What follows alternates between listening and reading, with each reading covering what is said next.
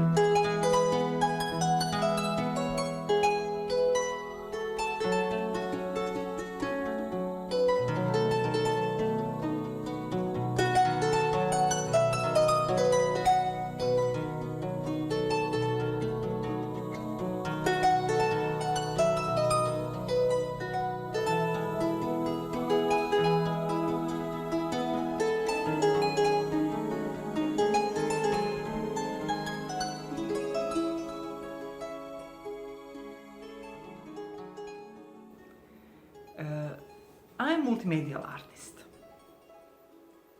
I started as a sculptor at University of Fine Arts in 2001, and at that time I was working only in one or two mediums. That was drawing and sculpturing in clay. I was trying to improve my skill of figuration, and I succeeded in that. However, this type of thing was not the only thing I wanted to explore. What I wanted to explore was the idea that I wanted to transfer into some sort of visual art shape in order to create the surface that would communicate with the viewer, with its color and its shapes. For this kind of thing, I needed to use different mediums, not only one. That's what I thought at that time, in order to create or to discover, better words, an art alphabet. The art alphabet, if I could call today, would be set of signs which would be more of shapes and colors put together in the space in order to create the artist's statement that communicates with the viewer. However, throughout exploration of this art alphabet, me as an artist, I came across the phenomenon of observer.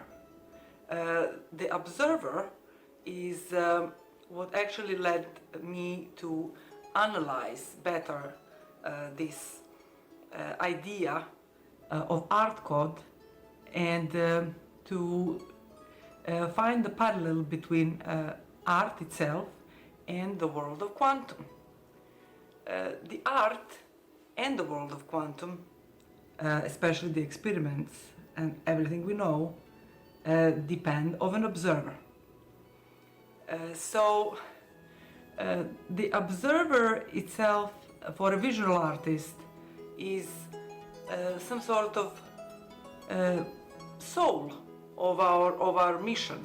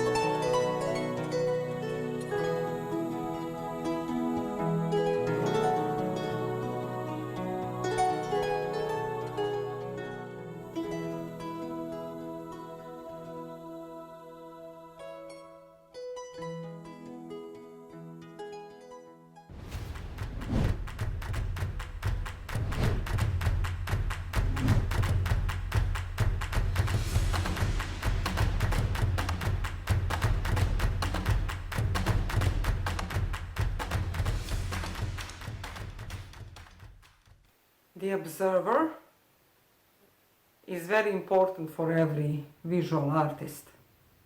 However, it is well known that observer is the key point of any experiment in quantum world. Therefore, I found a parallel between art and science, and I truly believe that composition of every art piece could be translated on the language of science. Everything around us is electromagnetic wave, the world around us, everything that exists. Therefore, our thoughts also are electromagnetic waves, And all of that was proven by famous scientist Nikola Tesla.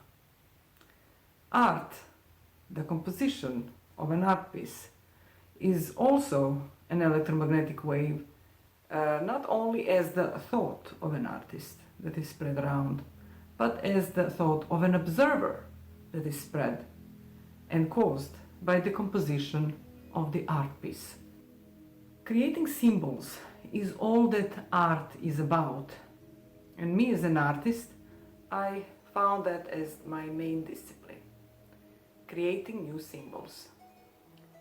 In order to create an art piece that would communicate with the viewer in the best possible way, that art piece need to be able to communicate with collective unconsciousness, which is proven by Jung different than individual unconsciousness.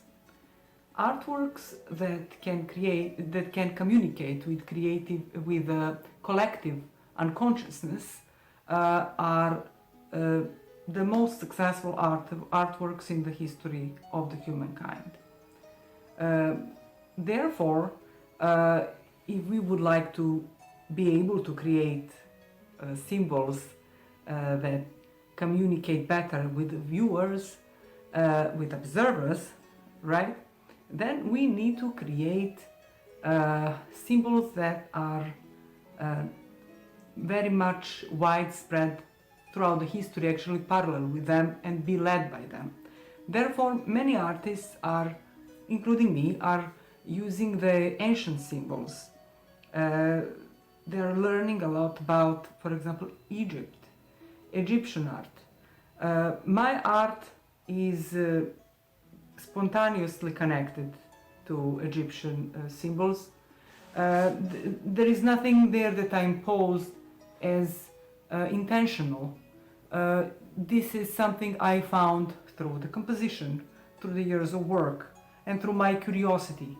When I discovered it, then I learned more about it, and then I learned that these ancient symbols from Egyptian art explained much better all other symbols through other mythologies, like Greek mythology and Slavic mythology, which is the mystery for many. However, there are so many other things that are connected to Egyptian art. For example, icon painting that started from Fayum portrait. Fayum portrait was the style of portrait known from the graveyards, from the monuments in the old Egypt, and the type of directional lighting that is known in Fayum portrait, the style, I used it often in creating portraits and icons. I started using symbols from ancient Egypt spontaneously, and I often use them in a simplified way because this is the best way how to create spontaneously an art piece and to use parts of some symbols in almost geometrical order. One of the symbols that I often like to use is the sun disk. Sun disk is there always to complete the composition. It's like the weight of the composition. It is there regardless of its size, it is there to make that composition work, to make her more dynamic.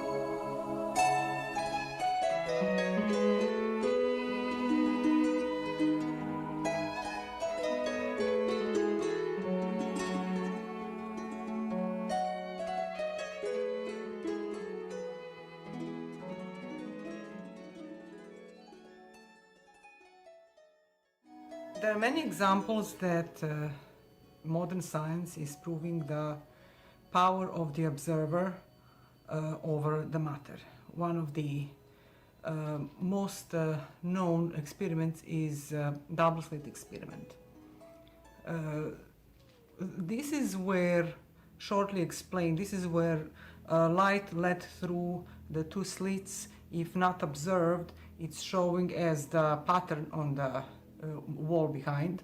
But if the light is shoot from the, let's say, photon gun, and it is measured, it's observed, therefore when this light goes through two slits, it doesn't behave as a wave anymore. It behaves as a particle, and it doesn't create the pattern anymore. It just creates the dot of light on the neighboring wall.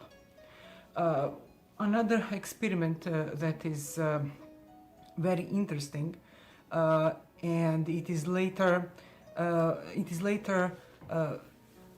used to prove the presence of the cosmic consciousness, is known as Copenhagen experiment. Many of you heard about this box where the scientists imagined the cat would be found dead or alive, depending of unpredictable poison that would start working in case the time would just show if it would start working or not. So the scientists later would just open the box and verify if the cat is dead or alive.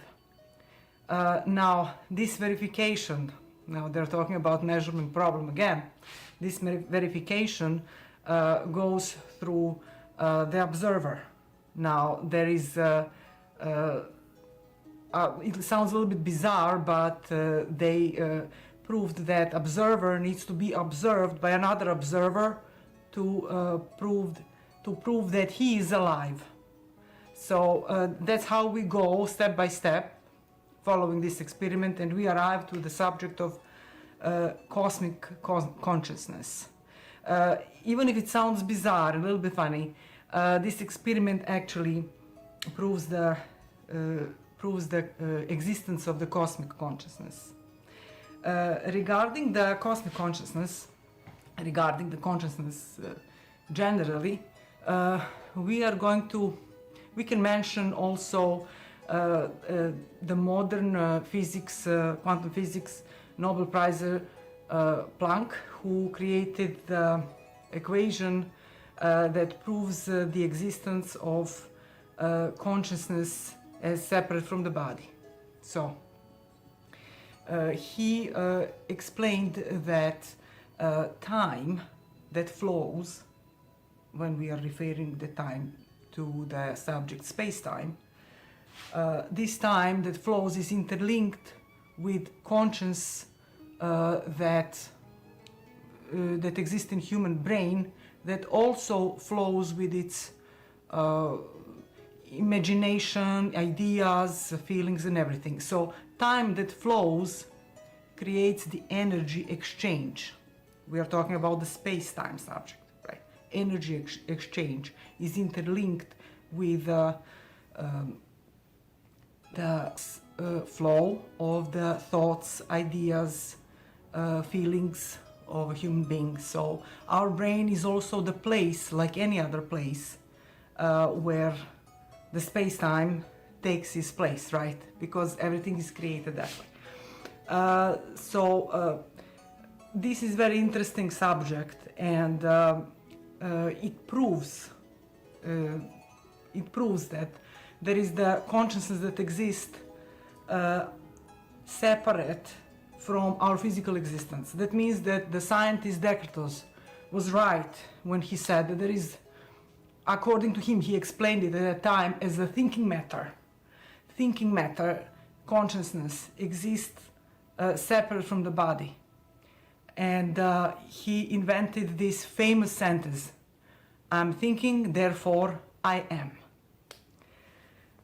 So when we arrive to the point that we explain that consciousness exists even through the modern science, then we can connect this consciousness of the modern science, actually the existing of the links between consciousness and time within the space-time, with geometry, quantum geometry, which is amazingly similar to the archetypes of Jung.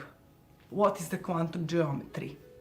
The unit of the space-time, the smallest unit of the space-time, is the three-dimensional tetrahedron.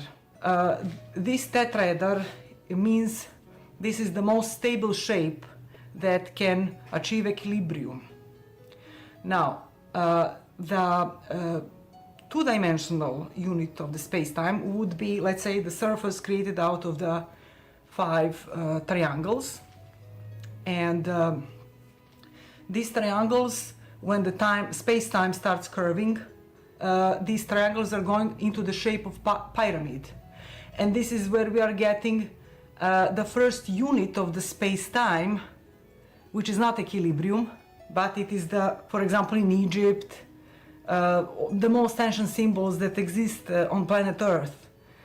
So this geometry is practically the proof that our conscience is simply connecting everything. And therefore, what I want to say is that my art is there to be the map of the conscious awareness. Conscious awareness is what Planck was talking about. This is the highest top of the human creativity, where the creativity starts. This is the moment when observer observes himself. So this is what art is, right? Self-observation in many ways and introspection. So we are creating the world, artists ourselves. So depending of what is the point we are starting, we are creating art that looks the way we are, the way we think. So my art is the map of the conscious awareness and a little segment of cosmic consciousness. Therefore, I just can mention basically what are these geometrical symbols that I'm using. I'm going to use the word symbols because that's what they are. They are archetypes. I often use the symbol of a disk, of a sun disk actually. The sun disk is used in ancient Egypt, and it's very often used throughout the Egyptian mythology. For example, the goddess Hathor, the god Osiris, god Horus, all of them use the symbol of the sun disk. The spiral, which is also one of the very interesting things I'm using and often used in, often mentioned in the quantum geometry. Spiral is here to create, just like it's explained in the quantum geometry, I also use it to show the radiation and the movement. That is interesting. I came up with that very spontaneously. So the spiral in my art show this magnetism because this movement and vividness of this movement is there to capture the observer's eye. Also, the symbols I'm using often are birds. I'm using the symbol of dove many times. Dove is literally as a symbol spilled from ancient Egypt to other cultures like Christianity, like Judaism, or like Islam culture, and the whole world adores the dove, and they see her as a very positive symbol. We have. I also use the symbol of phoenix. Phoenix is the bird doesn't exist, but it's the symbol for herself, right? It's the mythological bird that burns from her own flames and turns herself into ashes, and then she comes out of these ashes as new. And she is the symbol of reborn, symbol of new life, of immortality, of eternity, we can apply this expression and very strong symbol of phoenix into our lives and into everything that we want to describe in these terms that I mentioned.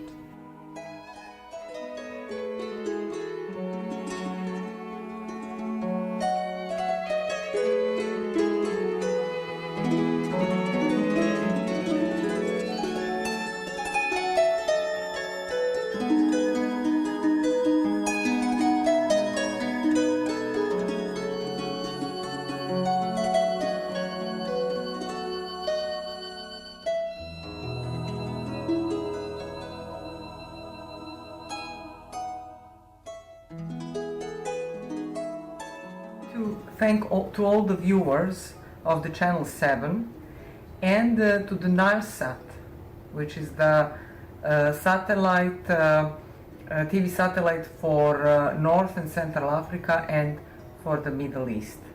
Thank you for helping us to create this beautiful art show and all the best.